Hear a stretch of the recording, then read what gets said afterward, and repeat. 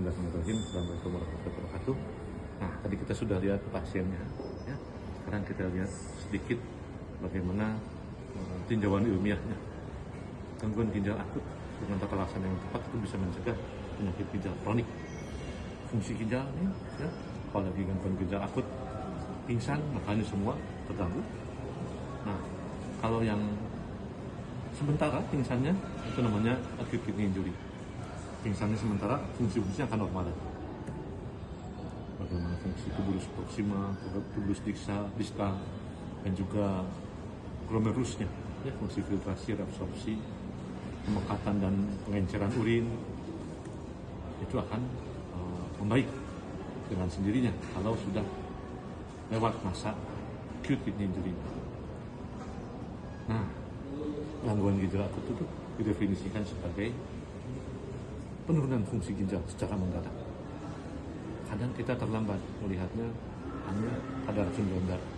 Padahal baru produksi urin menurun dari yang seharusnya itu sudah merupakan suatu gangguan ginjal. Nah, ini kira-kira gangguan ginjal akut. Ini bangun lagi nggak? Kalau dia bangun lagi dan segar bugar itu berarti gangguan ginjal akut aja. Jadi kalau bangun lagi tapi dia ada kelainan otak, ya, berarti dia penyakit ginjal kronik. Tahapnya nanti kita tergantung hasil rumus Schwarz-nya. Nah, gangguan ginjal akut ada yang penyebab yang diketahui dan yang tidak. Nah, gangguan ginjal akut yang tidak diatasi dengan baik atau terlambat diatasi akan menjadi CKD melalui mekanisme acute kidney disease dan angka mortalitas tinggi serta penurunan fungsi kualitas hidup akan turun. Nah, sudah saatnya kita itu berpikir antisipatif, bukan reaktif, ya. Jadi kita sering menemukan gangguan ginjal akut sudah di sini, ya.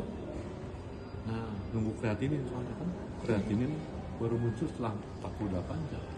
Jadi sudah di sini. Nah, kalau sudah di sini besar kemungkinan jadi penyakit ginjal kronik. Oleh karena itu kita harus kenali masih di sini. Bahkan masih di sini, masih baru urin sedikit, ya. Dan lihat ada nggak gejala-gejala prerenal, ya, renal postrenal.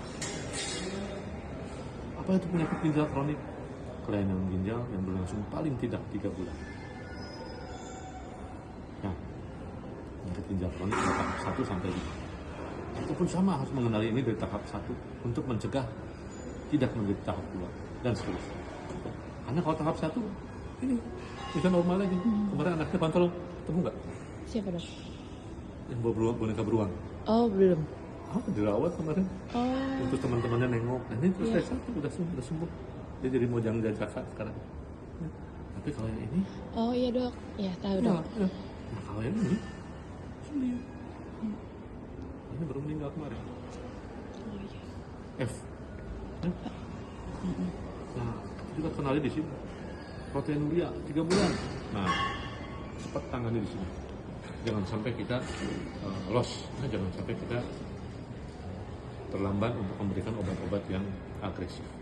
Tata laksana kenalinya cepat dan tata laksana harus cermat. Biopsi ginjal kalau memang ada suatu pulmonary disease di sini. Insidensi dulu mah hanya 5-6 anak, sekarang bisa sampai 20 anak per tahun.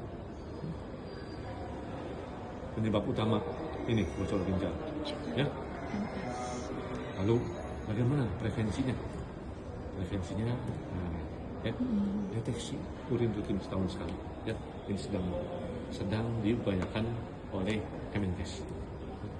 Yang pertama ini untuk anak-anak, semua anak yang sehat dan tidak harus selalu aktif makan makanan yang sehat. Cairan harus cukup, ya. Kalau kan kita punya rumus Holiday Segar, ya, kita bisa terapkan untuk pasien-pasien kita. Tapi kalau yang tidak diketahui berat badannya, ya kita minimalkan aja 8 gelas. Kita beri batas minimal 8 gelas. Tidak merokok dan tidak ada di lingkungan yang ada asap rokoknya. Sehingga orang tuanya pun kalau bisa tidak merokok. Kontrol gula darah, ini yang pertama endokrin, ya.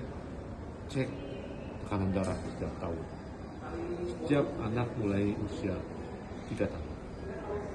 Enggak, sedikit-sedikit minum paracetamol atau ibuprofen karena sakit kepala atau pusing. Ya. Dan kalau punya faktor risiko biasanya obesitas, tekanan darah harus, EKG harus, dan profil lipid harus.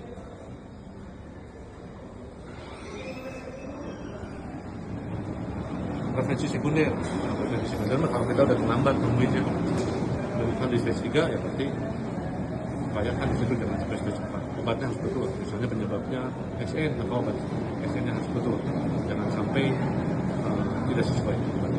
Dan kalau tidak di cover BPJS, kita carikan yayasan. Nah, prevensi tersier mencegah komplikasi jantung akibat itu. Terakhir, pemeriksaan urin sangat penting, ya, dan itu merupakan kolaborasi antara dokter, orang tua pasien, dan pemerintah. Ya. Intervensi yang awal akan memberikan hasil yang bagus. Intervensi awal perlu deteksi yang cermat, yang dini. Nah, penapisan penyakit ginjal kronik dari anamnesis, pemeriksaan fisik, dan pemeriksaan urin. Nah, selanjutnya kerjasama dengan pemerintah itu sangat kita butuhkan dalam rangka meminimalkan penyakit ginjal kronik menjadi penyakit ginjal akut. Demikian yang dapat saya sampaikan. Semoga nyambung dengan pasien kita tadi. Assalamualaikum warahmatullahi wabarakatuh.